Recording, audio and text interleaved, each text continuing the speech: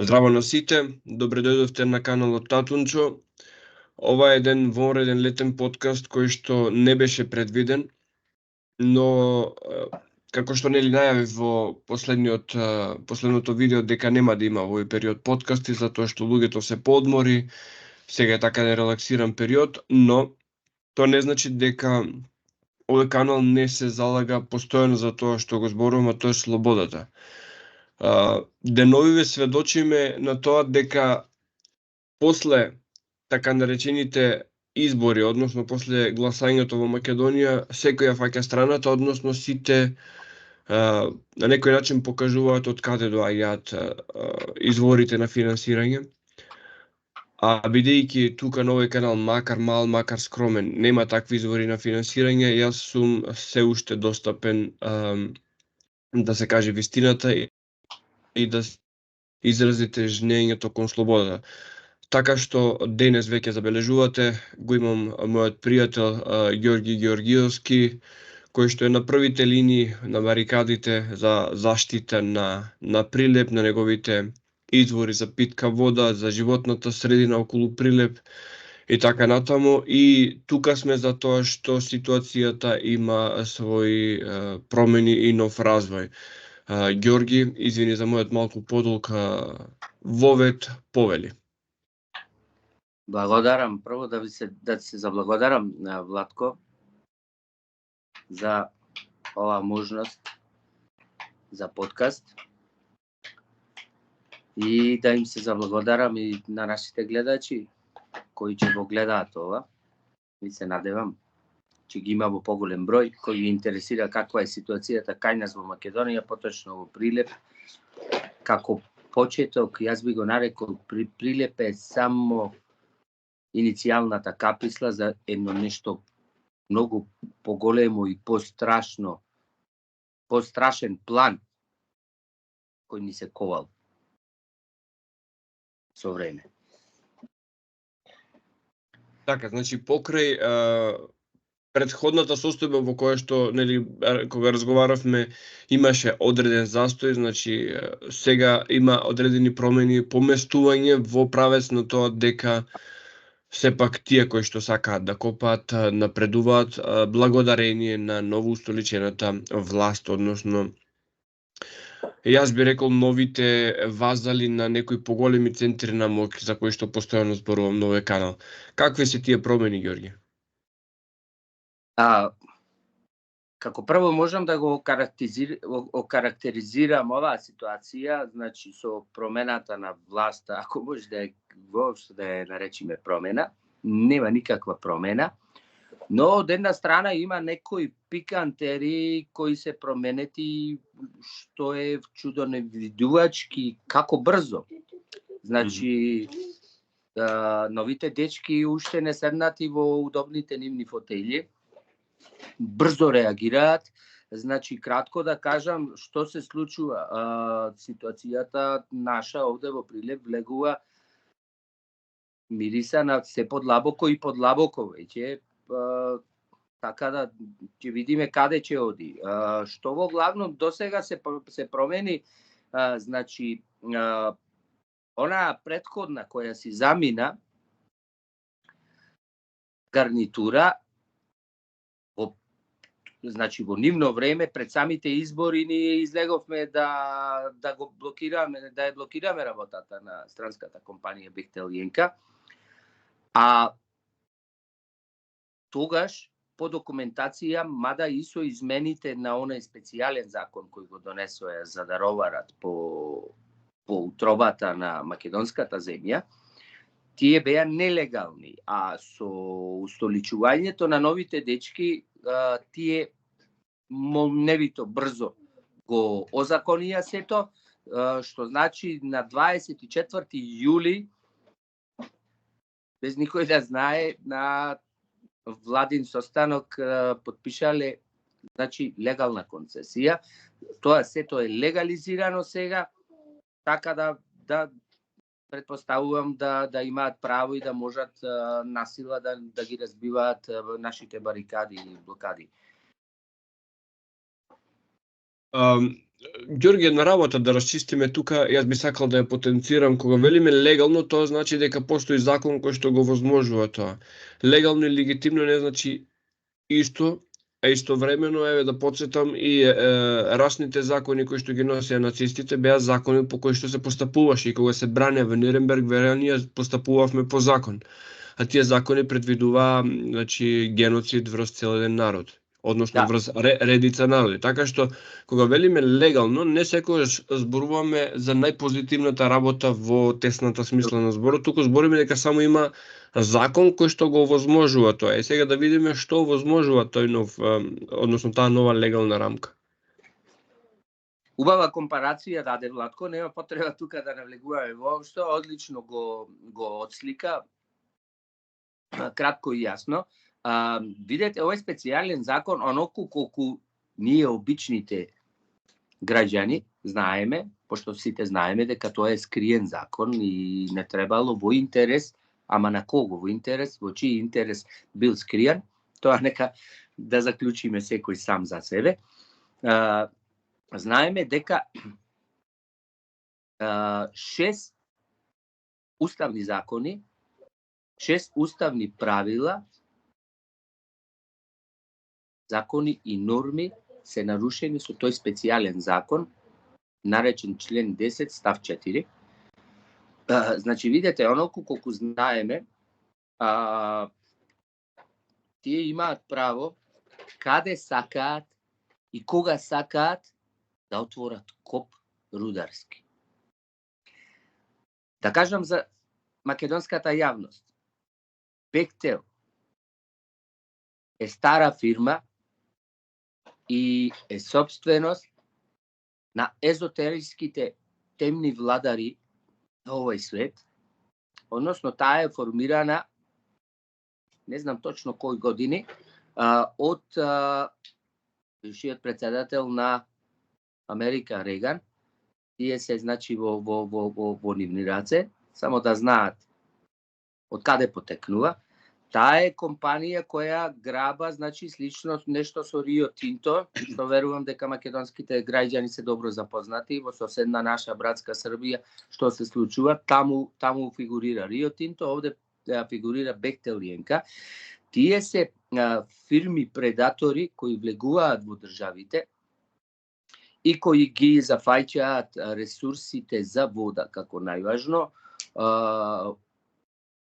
и ресурсите на минералните и рудните богатства. Но ти добро тоа го познаваш, а верувам дека ти на твојот канал на Татунчо има публика кои така горе-долу разбираат нешто од езотерија, и тука ќе си земам право да зборувам така малку пошироко за тоа, односно да направам и паралела кои се скријаните лукавштини. Сакам да кажам дека не е толку важно грабежот на минералните и рудните богатства во нашите држави на Македонскиот полуостров или Балканскиот, да го наречеме, колку што е број 1 целта да се уништи природата, односно да се уништи животот, живата енергија околу нас, и така тивко, нечујно, во јад и во чемер да умираме, полека и тивко. Тоа е првата цел, која носи скријана, лукава, езотериски потек.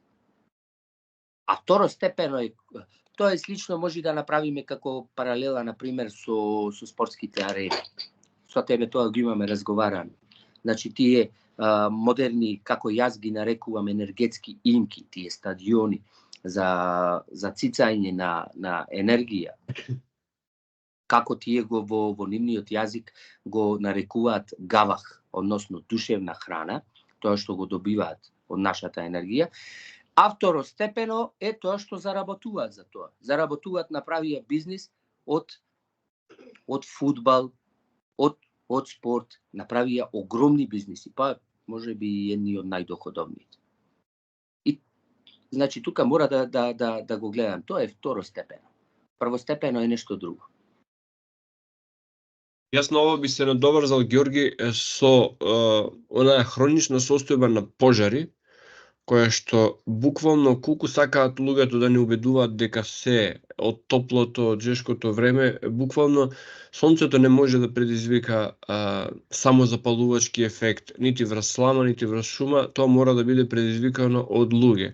И сега повторно на тоа езотериско ниво јас се прашувам кои се тие луѓе, а веројатно се локални луѓе кои што за ситни пари одат и им слугуваат на нив, уништувајќи го се она што растело овде со децени, векови и па и повеќе. Така што на ова се, значи буквално како да се поклопуваат овие две работи, затоа што ако го снема растителниот свет, се останато што сме ние луѓе и животински свет, многу брзо ќе пропаднеме, односно ќе бидеме зависници повторно од тие големи корпорации, преку нивните супермаркети, преку нивните продавници за вода, нели? Водата која што имаме ние достапно, ќе треба да ја купуваме во шишиња и ќе ни кажуваат еве сега е суша, климатски промети и не знам што. Да, апсолутно. Видете, добро познато е, еве ќе кажам во нашиот пример, добро познато е и геолози тоа добро можат да го објаснат, дека каде што има мермерни раседи, сакам да кажам за нашите гледачи кои не знаат, значи кај нас во Македонија, и можам да кажам во Македонија комплетно, е најголемата мермерна жила, мермерна, зборувам за бел мермер, да бидеме јасни, најдолгата и најголемата бело мермерна жила во светот. Таа ја почнува негде од Кичевскиот регион, се протега по тие планини, од тука ја задира Бабуна планина, односно пола од Бабуна планина, таа е во мермерниот расед влегува, го сечи Мариовскиот дел, поминува под Тиквешко езеро, значи има цела една мермерна бела жила, која оди се до островот Тасос. И затоа реков, значи таа сета комплетно од почеток до крај се наоѓа во Македонија. На жал, едниот дел на даден момент се наоѓа во Егејскиот дел, но таа е една која се наоѓа до островот Тасос, вклучувајќи го и самиот остров кој е мермерен остров. Сега, под мермерот, односно каде имаме мермерни раседи, има големи количества на вода. И тие тоа добро го знаат. И единствените извори кои ги имаме за своја вода, и онака далеку недоволна, негде по мои информации околу 30% од потребите на градот може да снабдат тие извори. Замислете, нашите власти и претходните и сегашните еве докажуваат дека било така, требало да се копа таму затоа што барале наводници тампон за некаков си автопат. За каков автопат на македонската јавност се уште не му е јасно, затоа што немам ни план некој видено, ни каде ќе врви, ни експроприација направена, ни некакви подготовки. Овде, ако сте во Прилеп, а ќе се обидам јас да ви снимам, Бехтел и Енка има една огромна база направена. Тука е тоа на самиот влез за во Мариовскиот крај, кога ќе одиме во селото Лагово. Тука има машинерија од преку 20 милиони евра. Сета механизација која има е комплетно нова. Така исто беше и на копот горе во Ревоец, кај нашите извори. Исто ти добро си запознаен и тогаш снимавме за Каракамен кога беше грабежот. И ми побегна малку мислата, значи таја Ворете, значи зборувавме за тоа колку механизација има, дека е комплетно нова и дека вака кога ги набројуваш местата, значи Каракамен, Ореовец, значи буквално никнуваат нови ескопи за тој фамозен тампон, а како што кажа самиот ти, патот никаде не се гледа. Што значи, дали е ова мешовита акција во која што се прават и рудници и патишта, или едноставно ни едното ни другото, може би нешто сосема трето?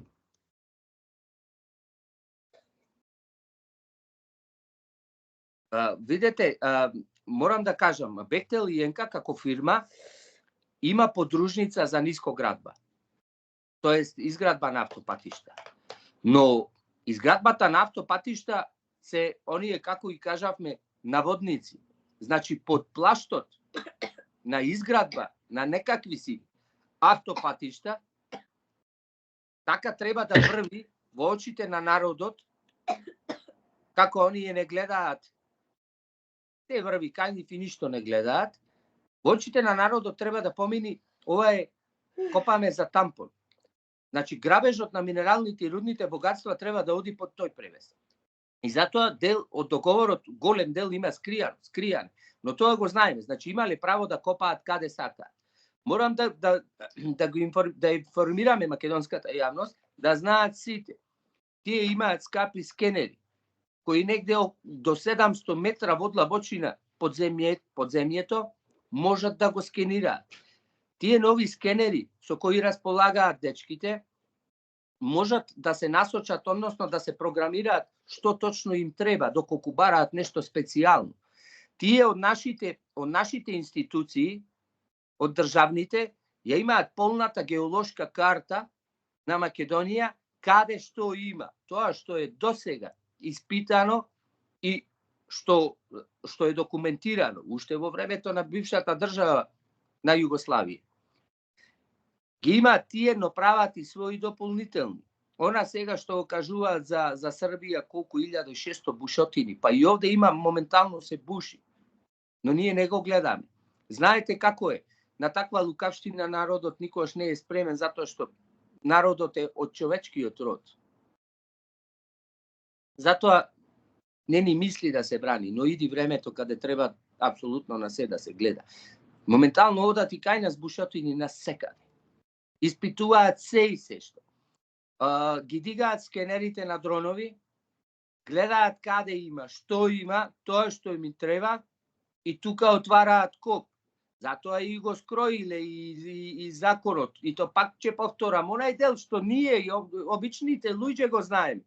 Значи имал право да си отвори рударски коп за тампон каде сака и кога сака. И нема право од никакви. Значи, еве ги во случајов како налетаја не на првото, него на второто место на грабеж. Првото кара камен, ете помина колку помина и тука се дигнавме.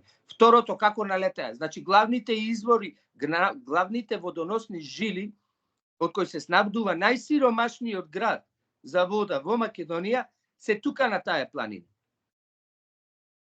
Кој планирал од дечките дека за тоа, односно не се ни гледа. По нивниот нов закон нема потреба да се прави ни анализа, ни студија за животната средина, апсолутно никакви документи и сите процедури се скокаат.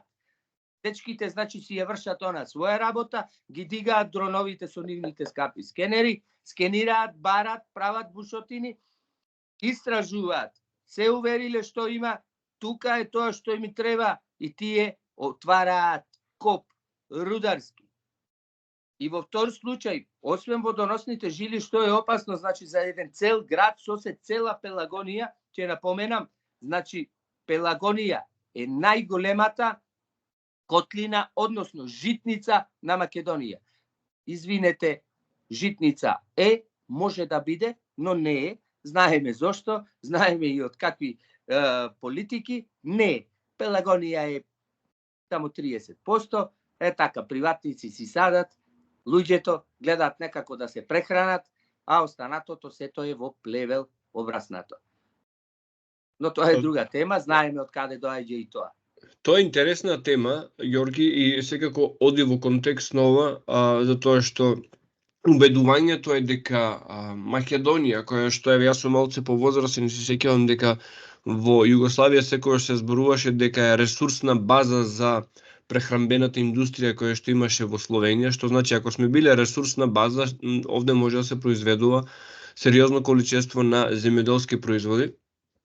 Ама сега убедувањето е дека ние не сме во состојба, замисли, не сме во состојба да произведеме доволно жито за потребите на Македонија, не дај Боже да извезуваме, што апсолутна лага и невистина. Кога ќе се прошетате низ Македонија, јас сум имал таа привилегија поради работата да буквално вдолж и вшир да ја шетам Македонија, она што е впечатокот е дека обработлива земја стои необработена. И тук таму сега новата мода, повторно новата мода на овие нашиве вазали тука е наместо да се обработува земјиштето да се ставаат фотоволтаици. Нели, бидејќи земјоделието е за простаци, за селјаци, сега ова го скажувам под знаци на наводници. Народот си разбира како за што зборуваме. Да. За немиените во нивниот речник како стои така таму. Да. Онај што произведува храна, значи сточарот и земјоделецот треба да бидат понижувани. Онај столбот на една нација, тоа е столб. Луѓето кои прават храна, никогаш нема да го забораваме еден муавет, само кратко ќе те прекинам, пошто ти добро знаеш дека јас сум често по планинските врвови. Овде кај нас. И кога застанав да разговарам со еден овчар од прилепските села, стоевме баш на Дрен планина и си разговаравме. И ми вика, губам секоја година по 7-8 до 10.000 евра. Значи, џабе работам за скроз. Планирам, вика, имаш околу 300 глави овци, се сеќавам тогаш кога правим муавет. Јас, вика, планирам да ги продавам, а цел живот ова го работам. Знам и сирење да правам, знаеме како оди тоа. Значи, сите млечни производи, не само млеко, и волна, а волната денеска исто знаеме заменета со пластика, односно наместо да имаме од облека од природен материјал, ние носиме пластични маичина, пластични воопшто цела облека не од пластика, од микропластика.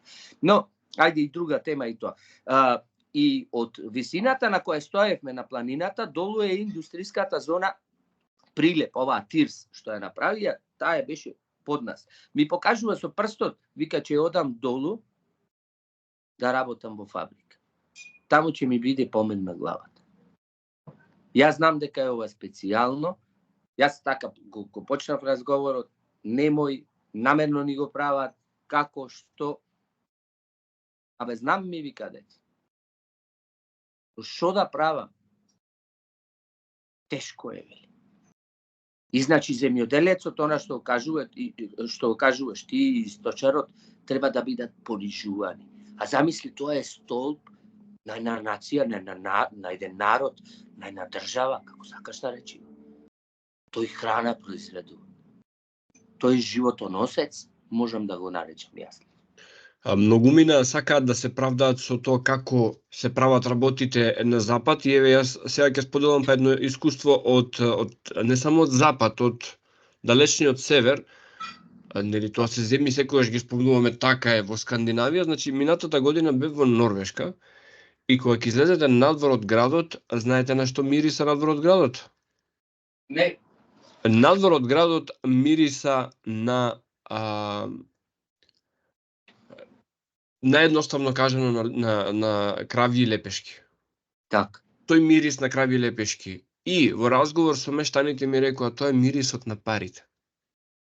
Што значи, кога ќе видите, значи, јас бев изненаден, станува збор за јужна Норвешка, делот кој што е заплиснат со голфската струја, значи, се произведува храна во сите можни облици, значи се она што може да види, дали тоа жито, дали е пченка, дали се одгледуваат овци, кози, крави, значи буквално се. Моите впечатоци беа сосема спротивни пред да го посетам тоа. И сега си реков, чекајте бре луѓе, вие не е климатски промени едно друго. Ќе го кажам дека на нас ни се продава идејата дека кравите се највиновни за климатските промени, онака сладко ми се изнасмеа и рекоа, Добра глупост ви продале. Исто така и еве ова, можеби малку излегуваме надвор од темата електричните возила. Таму навистина се возат многу електрични возила. Но ако вие имате 25 години старо возило, бензин или дизел, и го возите, никој не ви вели не можете да го возите. Ќе го возиш до сакаш. Значи, тие два процеси одат паралелно. Тие што одлучиле да имаат електрично возило, ќе имаат електрично возило. Но го нема моментот присила. Сега морате во име на, нели, во име на нас бањатите, така да кажем. За се, апсолутно за се. Влегуваме во таква фаза, на жал, но ќе видиме. Јас се извинувам, малце сум настинат, лекарите ми велат дека било COVID, така што ми извинете заради овие значи бришење на носот и кашлање, едноставно е нешто физиолошко што не можам против тоа. Така, Јорги, ајде да видиме околу реакцијата од страна, бидејќи ти си во првите редови и вака кога јас и ти разговараме, можеби луѓето ќе мислат дека си само ти. Јас пред некој ден го гледав видео од Тоња Апостоловски кој што постираше дека минимум 100 коли дојдоа, значи само 100 возила дојдоа како поддршка од Битола, што значи ако ставиме по 4, тоа се 400 луѓе. Каква е масовноста? Ние видовме во Србија дека проценката е дека излегува 100.000 луѓе да протестираат против Рио Тинто кај нив. Како е кај нас тој момент, реакцијата од народот? Многу интересно прашање и ќе го искористам ова прилика баш со твоето прашање да го доловам нешто што е многу актуелно со српскиот проблем и со минато саботниот протест на кој излегува многу повеќе од 100.000 народ. Значи, видете, морам да кажам нешто на македонците. Често го, посебно на нашата страница Спас за Прилеп, која ја водам јас, значи често добивам и пораки приватни и во коментари пишуваат да сме Србија, ова во Србија, никогаш кај нас. Уште е тоа, значи сакам да ги замолам нашите македонците. Немојте да плукате по својштината. Не сте во право. На сите ни е се јасно дека народот ни е духовно паднат, дека сме силно летаргични, дека сме силно пасивни, дека сме силно меланхолични. Но од тоа може да видиме дека добро одработила таа агенда која сега почна активно да се спроведува нивна, а која се тера последниве 60-70 години. Но, сепак не е така. Македонската јавност мора да знае дека српскиот проблем е почнат од 2021. Доколку, ако го земиме овој проблем со Бехтел и Енка, мора да кажам нешто што можеби не сите во Македонија го знаат. Првата битка против рудници е отворена во Струмица, за Струмичката котлина борбата. Таму застанаа решителни дечки кои рекоа не, нема да биде. Ама 8 милиарди инвестиција, не знам како, ова, она, нема да биде. Луѓето се изборија за тоа. Ова е втора, која оди во некоја друга и поагресивна фаза, влегува многу поголем гигант од онај што проба во Струмица, зборувам од светски калибар, фирма Предатор.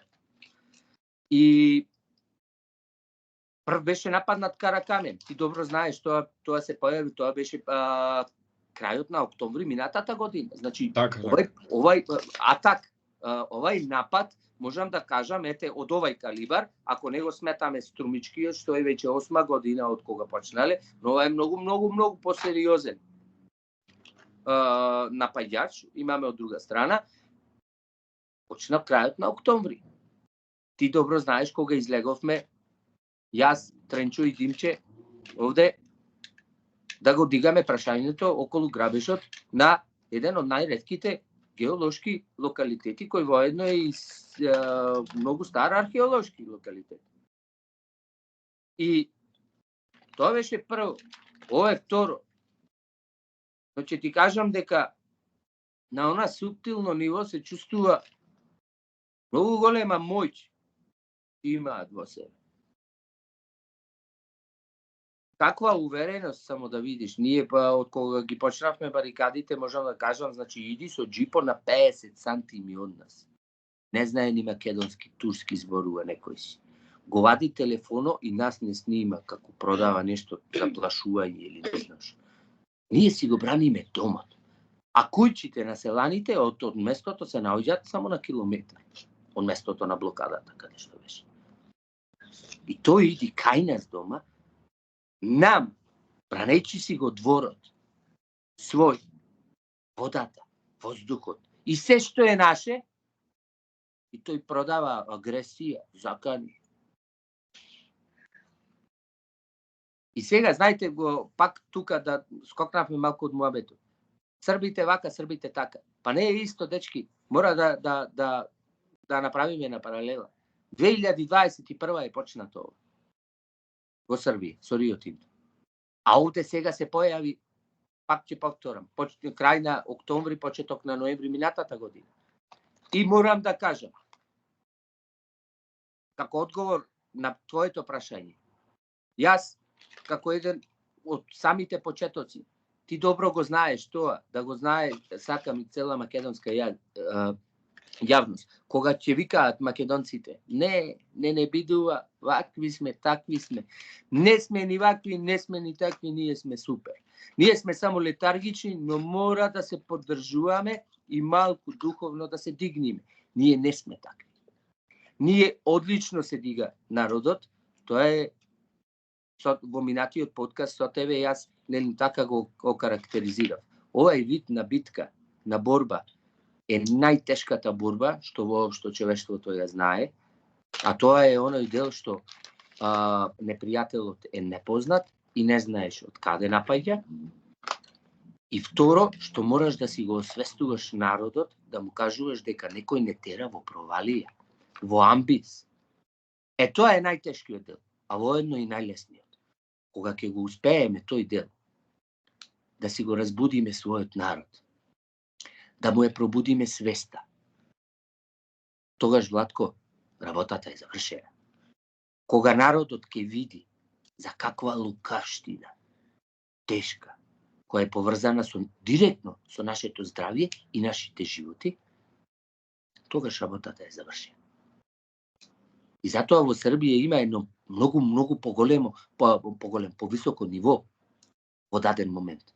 Но кај нас, напредувањето и освестувањето на народот, морам да кажам дека е одлично. На нашите барикади, луѓето, кои се од селата, тука сме секој ден, се уште разочарани во тоа, не оди, но тие тоа не го гледаат.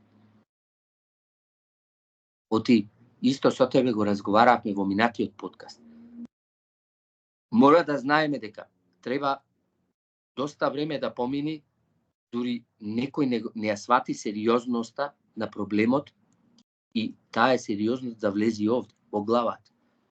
А 3 пати повеќе време е потребно тој проблем од главата да се спушти тука, во срцето. Така. Тогаш е финалето.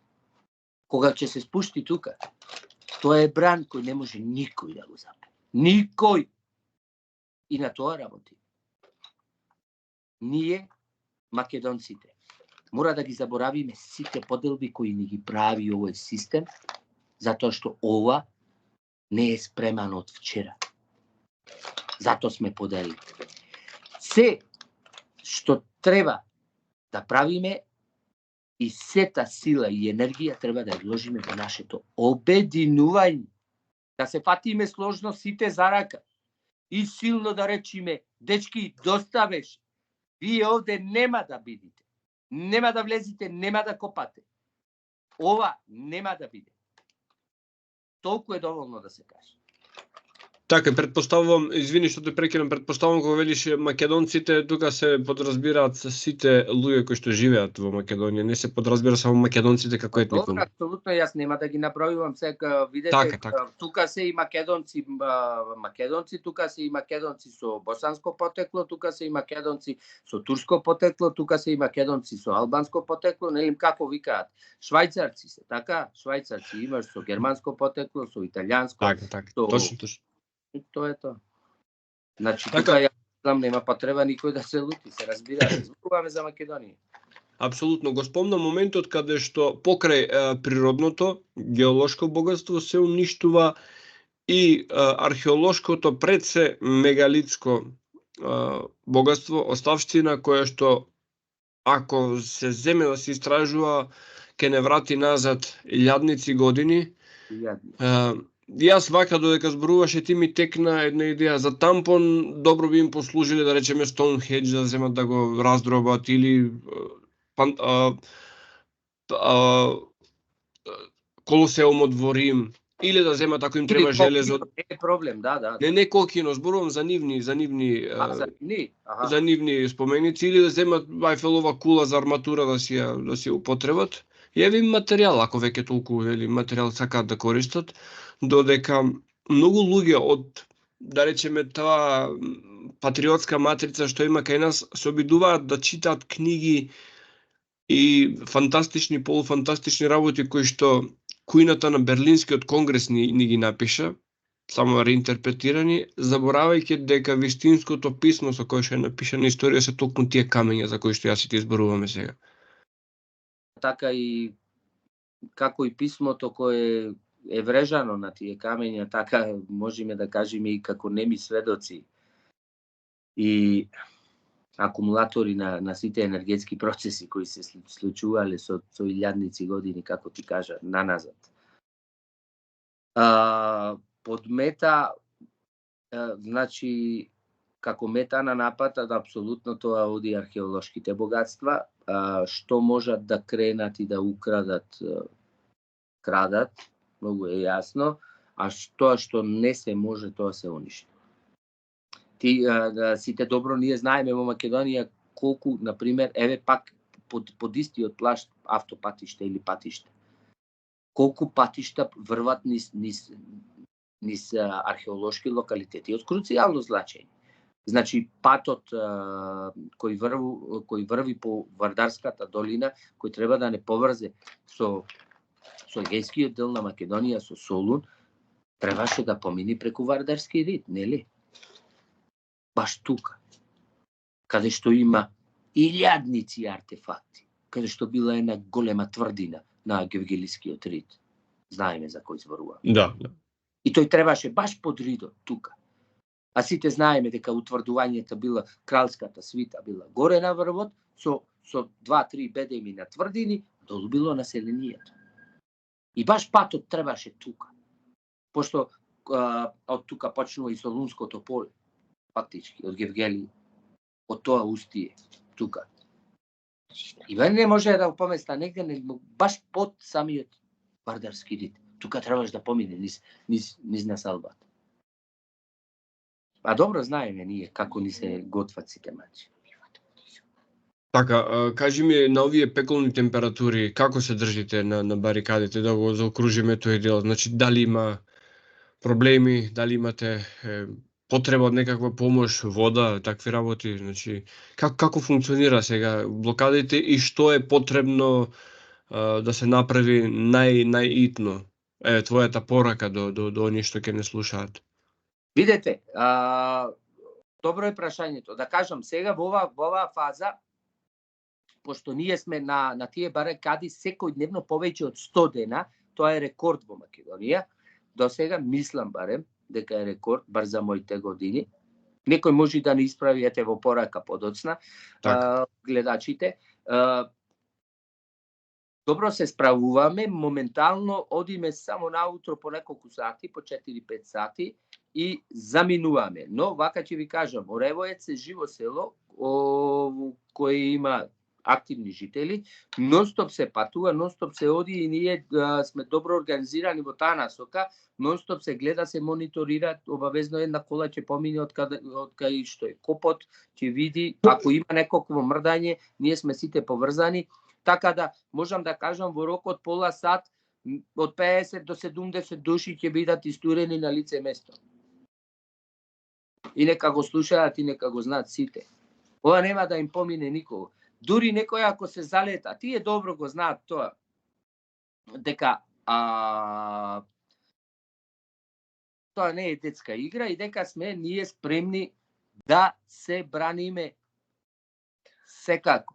Значи, одстапување од ова, добро знаат дека нема.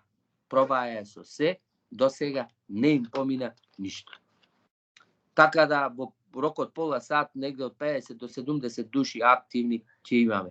Не сме тајчи гона да повикаме луѓе кои не се поврзани со селото, за градот. Така, една работа која што ми доаѓа како шлагворд или како поента на ова видео, Јорги, е тоа дека ние сме огромното мнозинство и за да такво едно огромно мнозинство се држи под контрола треба да има, јас ги нарекувам овчарски кучиња. Тие овчарски кучиња се нашите политичари кои што пред да излезат на така наречените гласања, избори, ветуваат на некои големи центри на моќ дека ќе извршат одредена работа.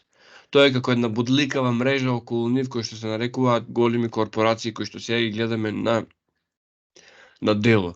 А тие големи корпорации многумина не знаат дека и тие се зависни на големите центри кои што печатат пари. Кој има контролата на парите, има контролата и врз овие големи гиганти. Но обичниот човек, јас ти, обичниот селенец на Ореовец, не може да го види тој во црн костум од Black Rock или од било каде, како седи и како, дури не го ни знае на картата местото, но за него се сите, целата географска карта на светот, само извори на ресурси. Буквално сме крупчиња, квадратчиња, некакви символи и никој не се грижи за обичниот човек. Така што мислам дека малку, јас би сакал да дадам еден поттик дека степенот на емпатија, а тоа значи сочувство за маката на другиот, треба да биде малце поголем и врз основа на тоа да се поврзуваме, затоа што, ќе потсетам на во нацистичко време имало некој човек кој што велел првин дојдоа по евреите, јас молчев, после дојдоа по циганите, јас молчев, потоа дојдоа по словените, јас молчев, после дојдоа по комшијата, јас молчев, кога дојдоа по мене немаше кој да зборува. Така. Ете, апсолутно, да, добро отслика на ситуација.